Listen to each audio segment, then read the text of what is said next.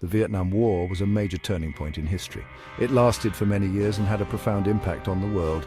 The war divided nations and sparked protests across the globe.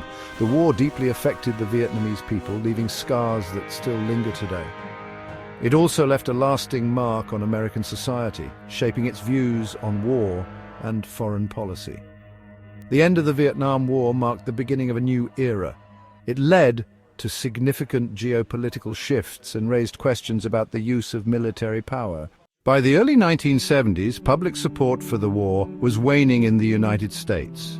The Tet Offensive, launched by North Vietnam in 1968, had a major impact on American public opinion.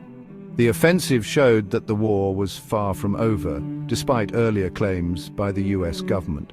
Growing casualties and the war's escalating cost further fueled anti-war sentiment. The US began withdrawing troops in the early 1970s.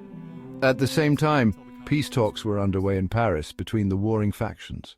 The Paris Peace Accords were signed in January 1973. These accords were meant to bring an end to the Vietnam War. They were signed by North Vietnam, South Vietnam, the United States, and the Viet Cong. The accords included a ceasefire agreement and the withdrawal of US troops from Vietnam. They also outlined plans for national elections in South Vietnam. However, the accords failed to establish a lasting peace.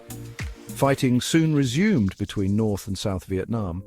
On April 30th, 1975, North Vietnamese forces captured Saigon, the capital of South Vietnam. This event marked the end of the Vietnam War. The fall of Saigon was a chaotic and tragic event.